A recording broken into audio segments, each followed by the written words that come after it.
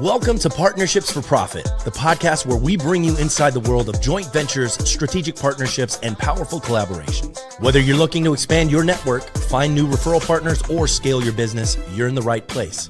Let's get started.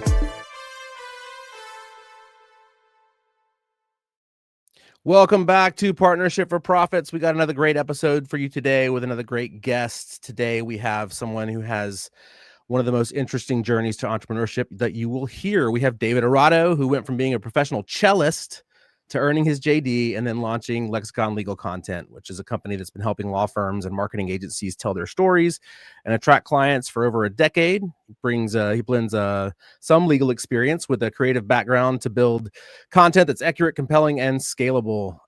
David, welcome to the show, man. I'm glad to have you with us. Super happy to be here. Thanks for having me. Absolutely, man. So tell me a little bit about Lexicon and what you guys do and who you guys work with. Absolutely. Well, as you mentioned, we create content for law firms fundamentally. I'm going to say it's SEO focused content. So traditional SEO, getting your law firm to rank higher in the search results for high value search terms. We work both directly with law firms and with law firm marketing agencies that don't have either the in-house personnel or expertise to ensure that the content they're providing their clients is compliant with the advertising rules, accurate, jurisdiction specific, etc. So I want to make sure people understand, because I think a lot of people, when they hear the word content, they immediately think of social media content, right? Yeah, totally. I think that's where people's head go. You guys are doing written content. Content. Is this for like blogs, or is this for like, give me an example of what the written content is. Sure. A lot of it is blogging. So blogging that's answering specific questions that clients may have. Right. We're also doing practice area pages on the law firm website. So seeing what performs well, what's not performing well, and making adjustments and tweaks to those to get them to perform better. Frequently asked questions pages for our law firm websites, or attorney bios, white papers, etc. Stuff like that. Awesome. Let me tell you a little hack that we have discovered, because we do video content for law firms, right? So we do a lot of frequently asked question videos and just Q&A type stuff. And I am responsible for coming up with a lot of that content for our attorneys. And what I do typically to start out with is I will go to their website.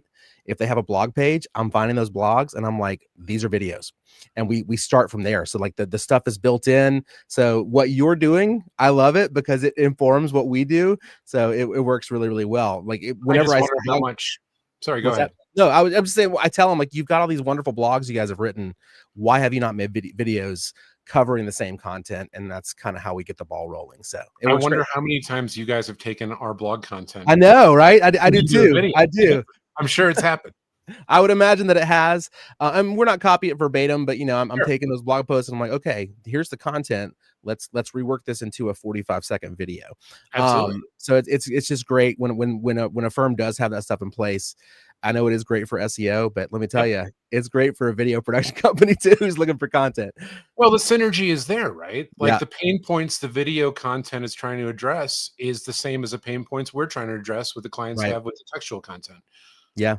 Yeah, I tell it to every client we have. I'm like, you have all these blogs are great, and really the purpose they're serving is to help with SEO because but it's great video content too. And it's such an easy thing to turn it into.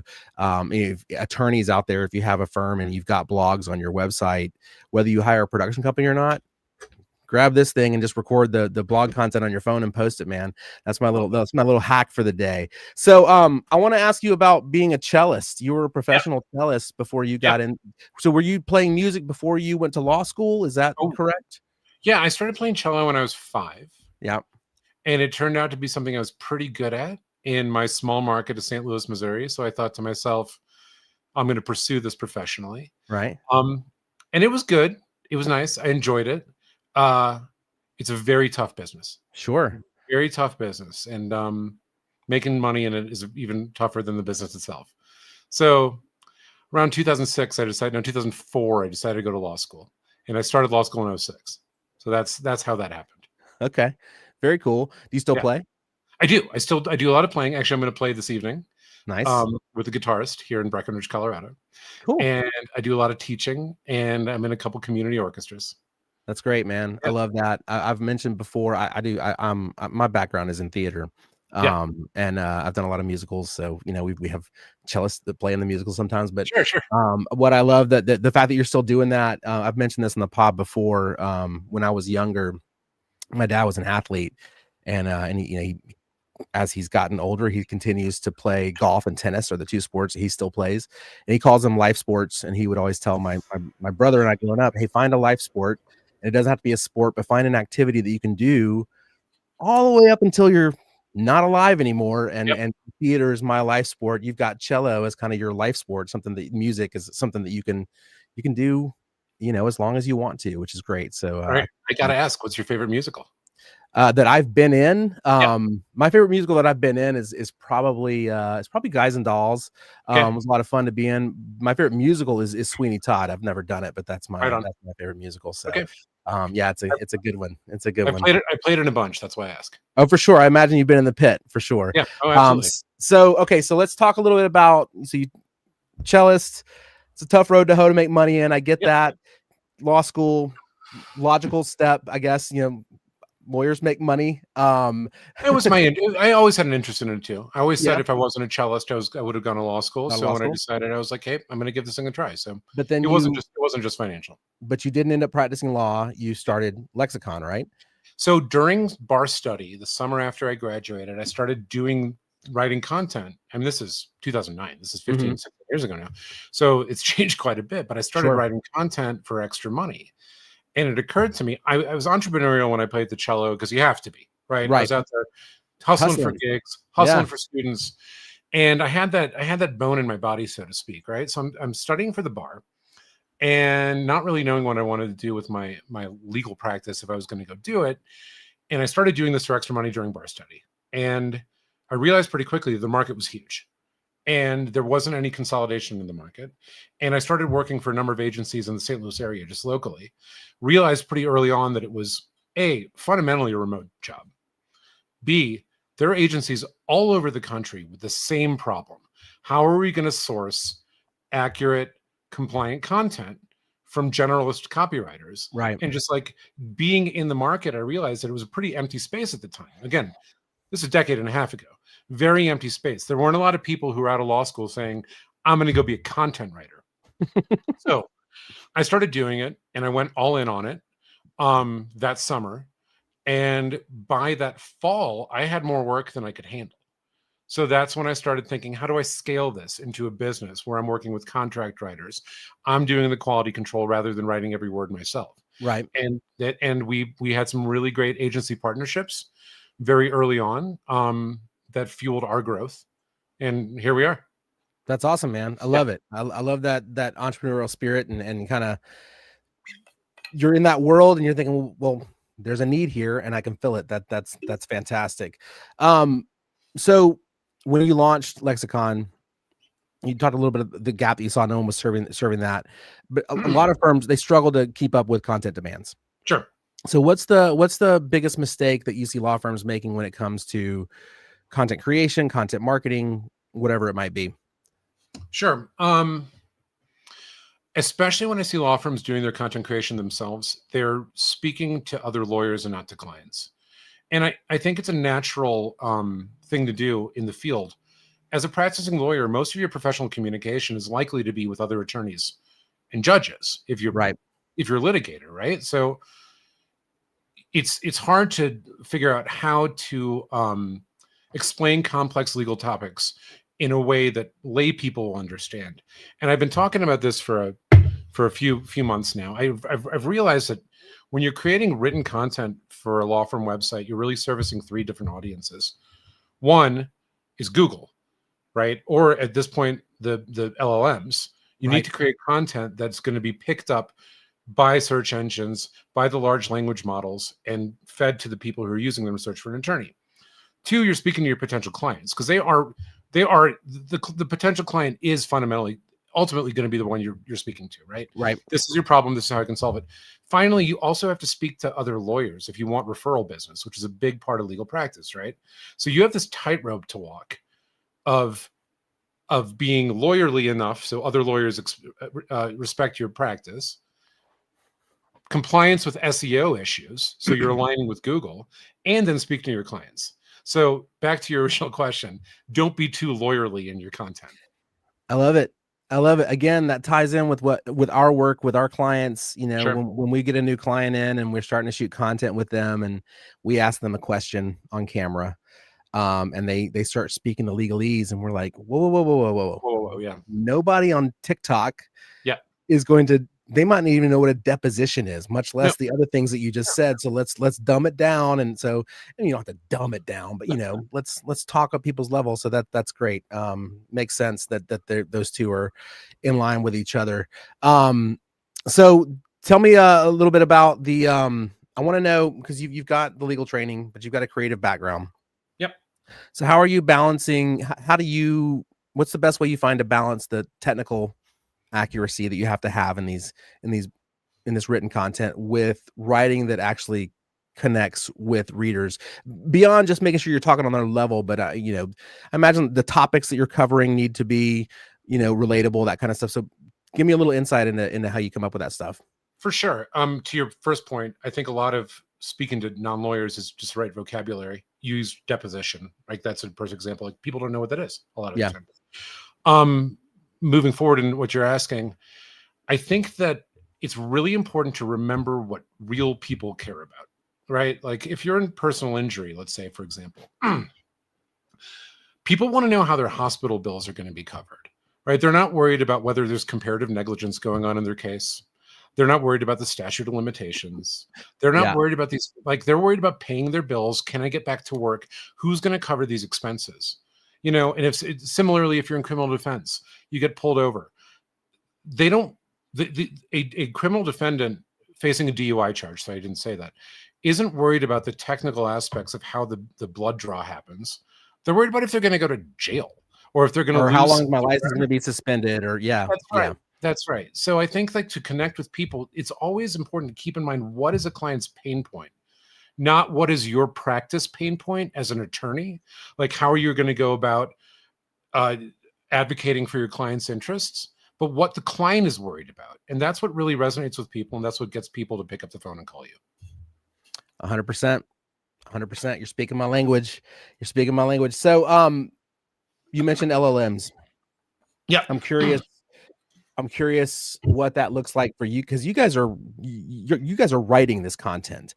I'm curious what AI and ChatGPT and Claude and things like that look like for this area of work. Like, is AI going to take that over, or is there no replacing that kind of human element to writing those posts? That's a really great question. And I will tell you, in December of 2022, when I first played with ChatGPT, I looked at my wife and I was like, well, I got to go take the Colorado bar exam because I'm not licensed. And I was like, because this business is over and I'm going to have to go start practicing law. That didn't happen. Obviously, we're still here. We're still in business. I will tell you this past 2 years has been disruptive, to say the least. Like, it has been extraordinarily disruptive. Sure. At first, there was a backlash against AI content in the SEO community. People were saying Google's going to devalue AI-generated text. It turns out Google probably can't tell when it's AI-generated most of the time. Right. It has put downward price pressure on content creation for sure. I'll be transparent about that. But it's also increased demand for content because more and more people are creating more and more content using AI tools. The reality is, in terms of like whether content creation, the human element is going to be removed. I don't see that happening with this current iteration of LLMs. Like, could it happen? Me neither. Sure. But here's the thing. Let's say you own a personal injury law firm in Denver, and I do too. And we both say, let's go to ChatGPT or Claude and ask it to create a video script or a blog post on car accidents in 1,000 words, whatever. We feed it all the information. We feed it information about the firm. And we take that content, we put it online. Neither one of those is going to rank. It is going to be so generic. At this time, in this moment, as we're recording this, the human element is still what separates good content that ranks well from content that is just middling in the pack on page 7 that you're never going to see. So the job now is changing. And that sounds the same as what everybody else is doing as well. That's right. It all, That's right. Yeah, it all sounds the same. Yeah. So, and the question for us as written content creators is trying to get it to rank well and trying to get it into LLMs and trying to get it into voice results for Alexa. How do we make this stand out? And do we use AI tools? Absolutely.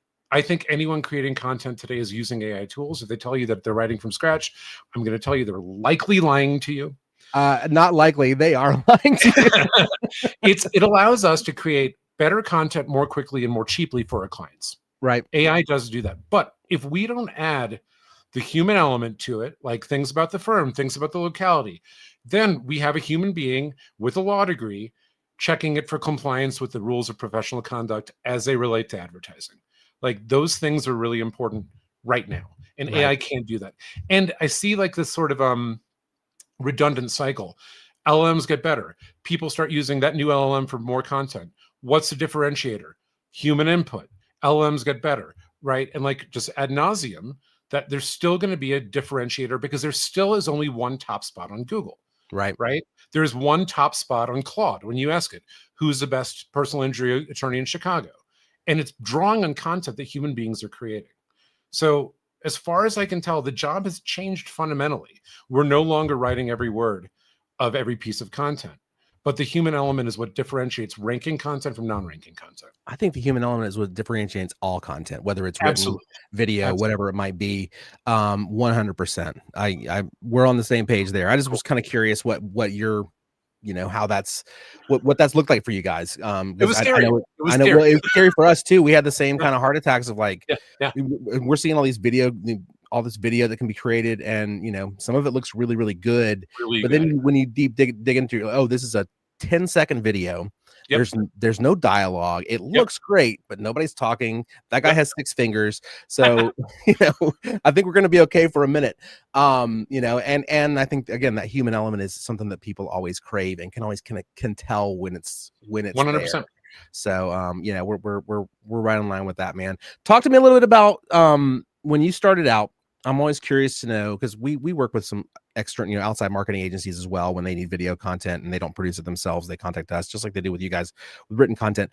How did you, when you started reaching out to some of these marketing agencies, were you just reaching out cold? How did you start those relationships out? I'm curious about the partnerships there and how you develop those.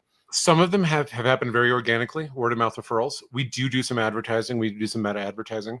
I will tell you, going on the conference circuit 1 year ago, in the past couple of years, I went on the conference circuit. Shaking hands has been a game changer for our business. Oh, the human element. Shocking, right? And I'll just be anecdotal about it. People that I've peppered with LinkedIn messages and emails and had my sales guy reach out to over the years, all it took was having a cocktail and a handshake at a conference, and now we're doing business together. Yeah. So that's been a lot of it too. Just outreach. Yeah, outreach for sure. That's part of the reason why we do this podcast. To be honest with you, David, is that outreach. There's no replacement for it. So it's funny how we're talking so much about the human element today. But it's so important, man. It's such a huge part of just everyday life and just business in general, and how we meet people and how we interact and who we want to work with. Absolutely. So love hearing that. So talk to me a little bit about working with your wife, because your wife Erin, you guys run the company together. I've done some work with my wife in the past to varying degrees of success. We've never got into it working together on projects, but we have worked on projects together, and I'm always curious to hear how that works for people and how you guys manage that. Deep dive on a podcast, man. It's great. It's fantastic. It can be challenging at times, true, for sure. Because when do you shut it off? Right? Like when we're out to dinner and you get an email and you're like, oh, this client said this, or like there's this issue that came up, we have to put out a fire, et cetera, et cetera. But the wonderful thing is our interests are completely aligned. And I mean, the way it happened is also, I think, relevant to the story. I mentioned that I started this in 2010-ish. Mm-hmm. She got out of law school in 2013. Okay. And things were really starting to pick up. And she was looking at being a public defender. That's what she was thinking about doing. And that turned out not to be a good fit for her personally. And as things started going well here, I was like, you've got the credentials, come on board. Erin, my wife, makes up for a lot of, and this is a perfect partnership, right? Like things that I'm not good at. Like I'm not great at organization, for example, like okay, spreadsheets and keeping things like organized in my mind, right? But I'm pretty good at making personal connections and networking, right? So like we complement each other a lot there. And so she's really taken over as we've grown. She really stays in her lane is operational, keeping the lights on, keeping things moving, keep moving through the pipe. And I am really fundamentally in business development. So we have our spheres of influence, so to speak. I love to hear it. Like I said, I've done some. My wife is a theater professional. She is a theater professor at a college, and she does direction and set design and stuff like that. And so I've worked on theater projects with her before, and we always got along on them. And I've always found that, you know, doing that kind of whatever kind of work it is with your spouse, I think it strengthens your relationship. Absolutely. If you're like you said, if your vision's aligned and everything's aligned, it's only going to make the marriage that much stronger. So love to hear that, man. Interesting fact, Aaron has a background in theater. So oh, really? The four of us need to go out to dinner. Absolutely, yeah, man. We'll you can come to Atlanta, or we'll come to Colorado. Either one. Love it. Yeah, we would definitely have a good time for sure. So talk to me a little bit about running a national company from Breckenridge, Colorado. Sure. What's Breckenridge like? Is it how far is it from Denver? Oh man, you're putting me on the spot. I think about 60 miles. Okay, so not far. So you're in the suburbs of No, we're not in the suburbs at all. So the suburbs end. It's 60 miles of mountain driving. We are a small mountain community. It is a ski town in Summit County, Colorado. I think 4,000 people live here year round. Oh yeah, that's a small town. The town swells to 100,000 during ski season on a given weekend. Okay. And in the larger county, which we really live in Summit County, there are 4 towns here: Dillon, Silverthorne, Frisco, and Breckenridge. About 40,000 residents. It's a small town, but as I mentioned, Denver is an hour and a half drive. The airport's 2 hours away on a good day, 5 hours on a bad day on a Sunday after a ski weekend. I love it up here. I think lifestyle up here is fantastic. How does that influence the way you work and lead your team? So that's interesting. So we've been fully remote since our inception. So nothing really changed in 2020 during the lockdowns of the pandemic. Great. Yeah. Aaron and I have always been pretty adamant about being untethered geographically. Even though we've been here for 7 years, we can work from anywhere. So leading this team has been, I don't want to say challenging, because our core team, we meet regularly, we meet daily, we have a morning stand-up virtually, right? And we have like a weekly leadership meeting and all that kind of stuff. Our contractors have always been fully remote as well. It's been interesting developing long-term relationships with contract writers that have worked with us for a decade now from afar. That you never met them once. We've never even done this, right? Wow. But it's worked. It's worked well. And I think it's a matter of transparency and frequent communication. Yes, sir. I agree. We're all remote too. Sure.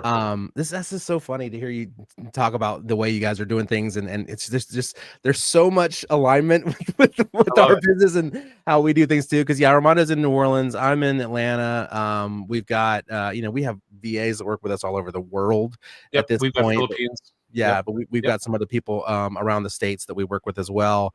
It's all virtual. I do go to New Orleans probably 3 times a year, just for in-person stuff. But yeah, I mean we're doing the same thing, and I think that I complain to Armando a lot about the number of meetings that we have, but I know how important they are because we are so remote from each other. We have to see each other pretty regularly. So we're on top of things, and we know what's going on in each other's work and in each other's lives. And, so we don't have a water cooler, right? When we're all working remote. So are you guys on Slack?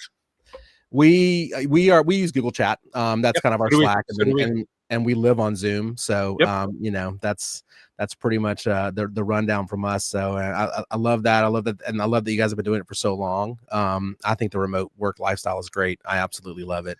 It's been great. But I did it to the exclusion. I mentioned the conferences earlier, right? I think I was too far the other direction, right? I was like trying to be fully remote even with the networking. And I realized in the past couple of years that the networking part of it, doing it in person, is very important. Yeah, we're hitting a lot of the legal conventions this year. We're going to be going to several of them for the first time. We've been talking about Mardi Gras. I think Armando. Mardi Gras. I'll see you there. Yeah, we're going to go to Mardi Gras, and there's a couple others we're looking at going. Maybe Pilma next year as well. Pilma was great. So yeah, we're going to get out there as well and get involved with more of that stuff. So all right. David, last question for you before we wrap it up here. When you think about the future of legal marketing and the role of content, give me your crystal ball view of 5 years down the road. Sure. I do think video is going to continue to take a greater role in marketing. People are really doing this, these 7, 10, 15-second TikTok videos, right? That's one way to get yourself in front of people. And you see people scrolling Instagram, scrolling TikTok. Like, I think the future, I'm not going to say is fully in video, but I think it's going to continue to take a primary role. But that being said, the textual content, the reason I still believe in the business I'm running is this is what's feeding the LLMs, which are this is the next horizon of getting yourself in front of people, right? And I don't think the 10 blue links are going away either. People like to shop, right? And people do like to read, believe it or not. Like, it's a thing that people do. Yeah. So for millions of years. Yes, that's right. That's right. I just see more content being produced, right? I see the demand for content being increased as the barrier to content creation continues to get lower. I agree. I think again, the alignment is all over the place in this conversation, man. I have so much enjoyed talking to you, David. This has been a great conversation, and loved having you on. And I'm hoping that we're going to be able to continue the conversation off the pod and see what we might be able to do to help each other out in what we're doing, and who we're working with. Those of you who are before I got tell people where to find you. Where do they find you? Where do they find the company? Company is www.lexiconlegalcontent.com. You can find me on LinkedIn. I'm pretty easy to find. As far as I can tell, there's only one more David Arato in the country, and he runs a gelato shop. It's delicious. I've been to it. It's in San Diego. Fantastic. Good deal. And yeah, we're on Twitter. We're on LinkedIn. We're on Facebook. Everywhere. You'll find us. Yeah, we have a lot of lawyers who are in our network, and then they watch the show. And if you guys need to up your game on your blog posts and on your written content, hit up David, for sure. Hit him up. And if you are watching the show live out here today, we really appreciate you guys tuning in. If you're watching the recorded version after the fact on YouTube, or you're listening on Spotify or Apple or wherever you get your podcast, we do appreciate you guys giving us a listen or a watch. Make sure you do subscribe to the show, follow the show, or the page. And we'll be back with more episodes. We got several more episodes coming this week. So keep tuning in. And David, again, pleasure, man. Really enjoyed the conversation. I enjoyed it as well. Thanks for having me on. You got it, man. We'll have you back on soon, and we'll talk soon. Excellent. Thanks for joining us on this episode of Partnerships for Profit. We hope you've gained valuable insights on how to form profitable partnerships and take your business to the next level. Be sure to subscribe and leave us a review wherever you listen to podcasts so you never miss an episode. Got a partnership story to share or someone you'd like to see featured on the show? Reach out to us. Until next time, keep building those partnerships for profit.